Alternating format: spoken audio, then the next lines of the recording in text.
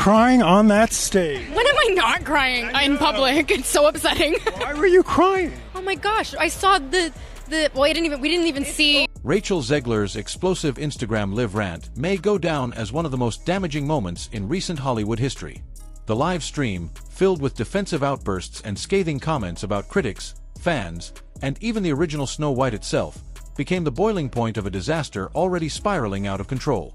What began as a bold reimagining of a Disney classic quickly devolved into one of the most talked-about cautionary tales in entertainment, marked not just by a box office flop, but by a meltdown that's now part of pop culture legend. Zegler, once heralded as the fresh face bringing life to Snow White, was initially embraced for her honesty and outspoken nature. In a Hollywood landscape often dominated by rehearsed interviews and rigid PR control, her willingness to speak openly felt refreshing. But as the promotional campaign wore on, what was once perceived as candor began to look more like contempt, especially toward the very source material that made her new role so iconic. Before the film even hit theaters, her interviews had already ignited backlash. She called the original story weird, dismissed Prince Charming as a stalker, and criticized the romance for being outdated. These remarks landed poorly with Disney's core audience, many of whom grew up with the 1937 film and felt a deep nostalgic connection to its themes of innocence, love, and redemption.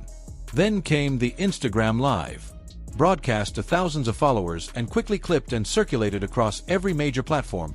Zegler's tone was sharp, her voice filled with exasperation. She didn't hold back.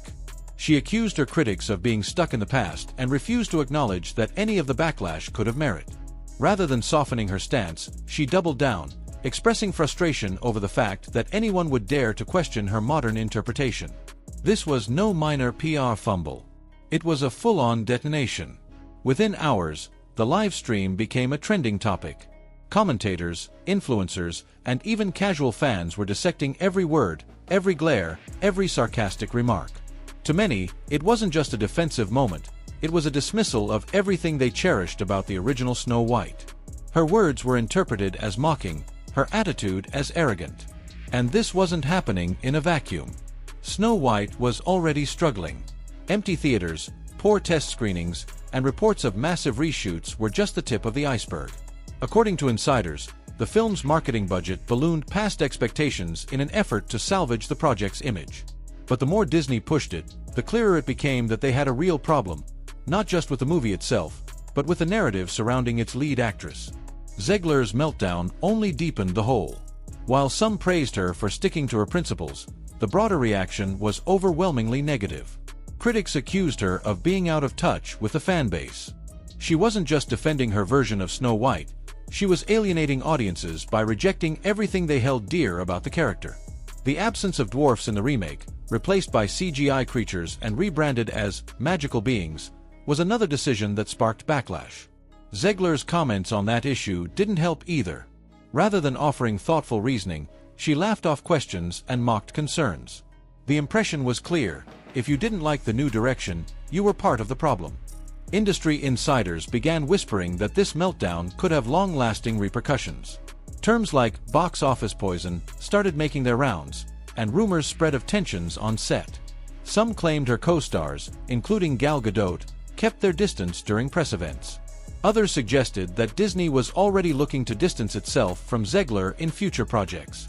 But what made the meltdown particularly damaging wasn't just what she said, it was when she said it. The timing couldn't have been worse.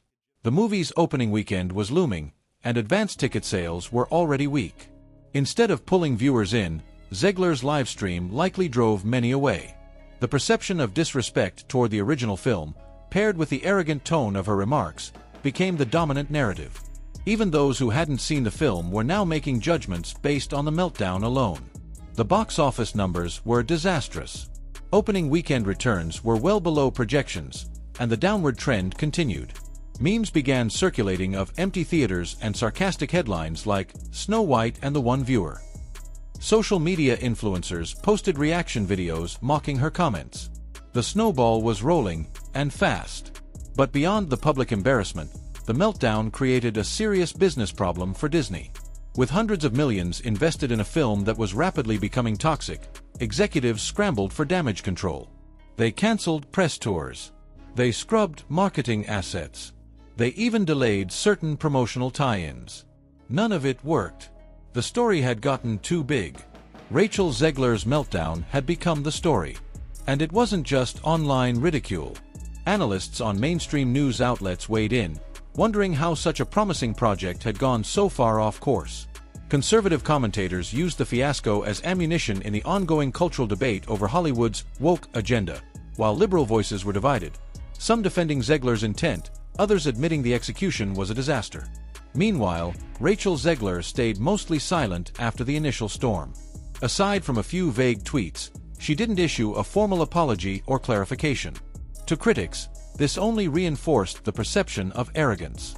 To supporters, it suggested strength and resolve. But to Disney, it was just bad optics. Behind closed doors, executives reportedly questioned whether they could trust Zegler with another franchise or high-stakes project. For an industry built on image and likability, she had now become a risky bet. And what about the film itself?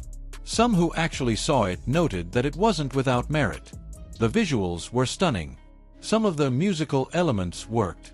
But none of that mattered anymore. The conversation wasn't about the film. It was about her. Zegler's Instagram meltdown had effectively become the brand, and not in a good way. The situation soon became a case study. Entertainment publications published full breakdowns of the incident. PR experts chimed in with what Disney should have done differently. And among filmmakers, the consensus was clear. Respect the fans, even if you're making changes. Don't attack the original story, honor it while evolving it. And most importantly, never go live when you're angry.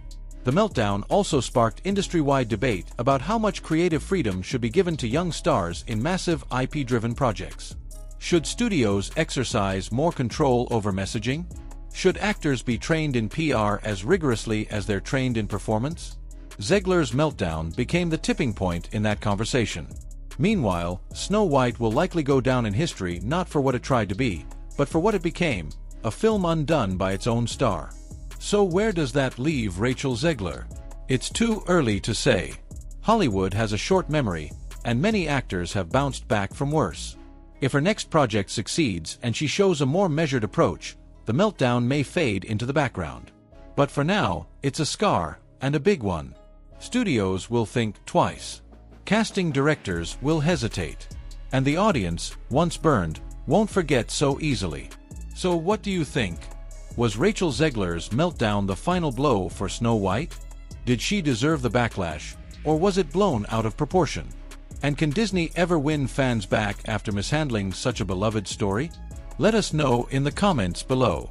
And don't forget to like, subscribe, and turn on notifications. Because if there's one thing we've learned from this saga, it's that Hollywood drama doesn't end when the credits roll.